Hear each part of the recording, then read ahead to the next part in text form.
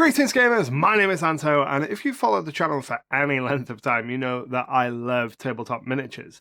I got started in this hobby back with the Lord of the Rings battle strategy games in Middle-earth magazines, and this channel started out doing tutorials for miniatures terrain and painting miniatures and all that kind of stuff. So when Archon Studio reached out and said, hey, we'd like to send you some miniatures and sponsor a video talking about our new Dungeons and Lasers campaign, I was like, yes, please send me all of the miniatures. So today we're going to unbox and take a look at some of the Dungeons & Lasers miniatures from a couple of different campaigns, including some samples for their ongoing campaign, Dungeons & Lasers 5, The World of Deuslair. I'm going to give you my thoughts. Now, even though this video is sponsored, I have said to Archon Studio, you don't get to see the video ahead of time, you don't get to tell me what to put into it, and you don't get any editorials, so you better hope that your products are really good, because I'm going to say what I mean about them. And that stands true for all the sponsored content I do, so let's dive into it. So I got sent a couple of different things. I got sent the sample pack for Deuslair, which has got 3 miniatures, kind of 3 monster miniatures for the new campaign.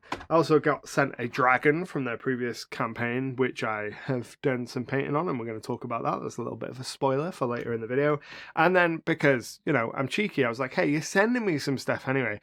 Please, can you send me the NPC miniature pack? Because I really want it, and I've wanted it since it came out, and they did. So we're going to take a look at these as well. Now, like I said, I've been into miniature wargaming and building and painting miniatures for more than 20 years now. So I have worked with a lot of plastic and a lot of other materials. I'm currently working with a lot of 3D printed resin because I've been 3D printing a lot for the last couple of years. And when I say I miss hard plastic models, I really miss hard plastic models, so working with these was really nice. Now, the biggest thing that stood out to me, as I've got 3 sets from 3 successive campaigns, is just how much the quality has improved between each campaign. When you take a look at the NPC pack, you can see that a lot of the details are softer than I would like. They still look great, but the models are in a slightly more realistic scale, and some of the detailing on them is a little bit softer than what I would expect from hard plastic models. I believe that these might have been some of the first kind of humanoid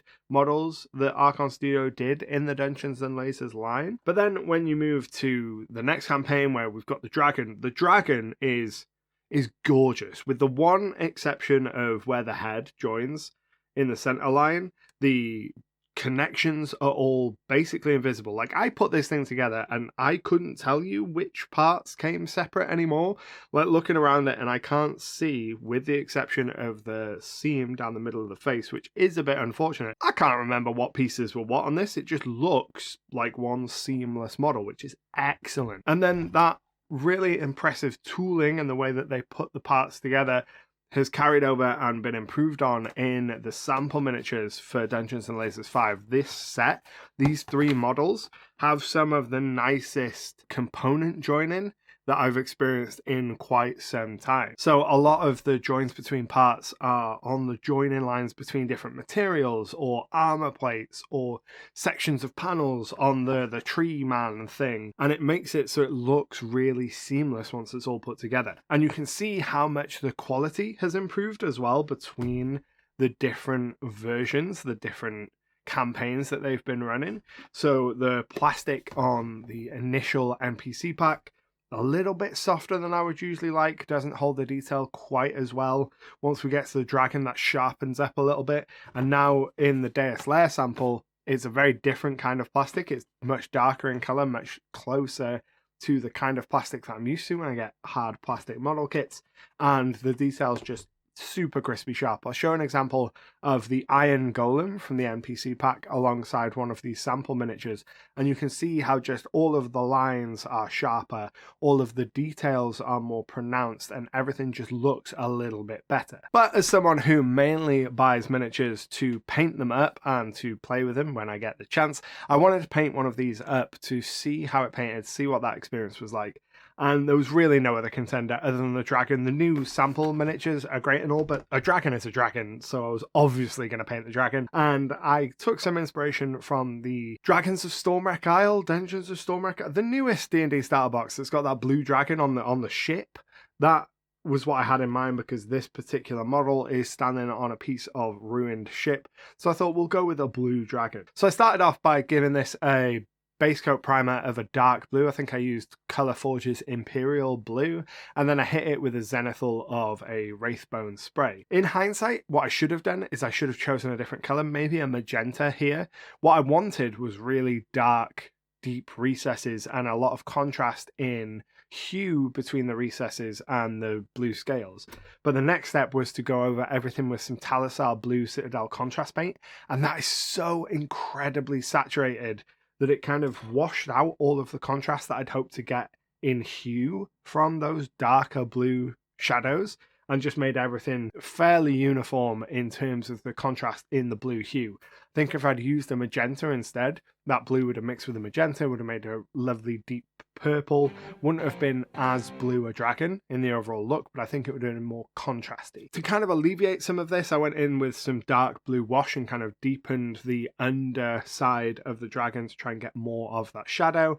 And then I hit all the scales with a couple of different lighter blue dry brushes, ending with Citadel's Ethereum Blue, their dry paint, just really softly on all of the most raised areas. All of the horns and the teeth and stuff were done with Citadel's Skeleton Horde, and then the wings were just washed with a really dilute mixture of Agrax Earthshade, and then highlighted up with a little bit of bone mixed with white. The tongue was given a coat of Flesh Terror's red, and then I mixed in some white, some Pro Acryl bold titanium white with that, to make like lighter and lighter pinks, and highlighted up the tongue with some dry brushing. I gave the boat an all-over coat of snakebite leather, which is actually a really nice wood colour, and then I just gave that a bit of a light bone highlight. I based the water, I wanted a more tropical feel because this dragon's very blue, wanted something more in the blue-green kind of spectrum, so I went with a jade, a turquoise and a blue, and kind of wet blended them all together, hit them with a little bit of Ethereum Blue dry brush as a highlight, and then hit them with a gloss coat to make it look like water. And then the rocks, I tried something new, but I don't think it really made much of a difference. The rocks look pretty great, they look quite natural. I'm happy with how they turned out, but I started off with a really dark grey base coat and then stippled on loads of like browns, lighter greys, yellows, reds, some greens, and then kind of wet blended all of that in together, and then used Citadel's Karak Stone, which is like a khaki colour, to overbrush, and then lighter successive dry brushes mixing in a bit of white to get the highlights. And it looks really natural, but I can't really see any of the undertones, or they're not immediately obvious, which maybe it would look really different if I hadn't done that, but it's nice. I'm not sure it was worth all the extra effort for doing that to the base. Then to seal everything in, because I was working with a lot of contrast paints, I used AK Interactive's Ultra Matte Vanish. I saw this recommended, so I picked up a bottle of that and hit it with my airbrush just to seal everything in, because contrast paint is a little bit less resilient than regular paints. And then this is the end result. Overall, I'm really impressed with the Dungeons & Lasers stuff. The models look great next to other fantasy models, like here's some shots of it next to the WizKids Beholder, and some Games Workshop models, and then some of One Page Rules skeleton mummies. If you are a Dungeon Master and you want a bunch of models to use in your games, these campaigns are an absolute must check out. I'll leave a link in the description below to the Deuslair campaign, where you can get hundreds, I think it's over 400 models that are available for you to pick up, as well as an entire campaign setting. Love to know what you think of these models down in the description below, and thanks again to Archon Studio for supporting the channel and sponsoring the video. If you want to see how I build my own campaign setting, check out this video, but until next time, happy gaming.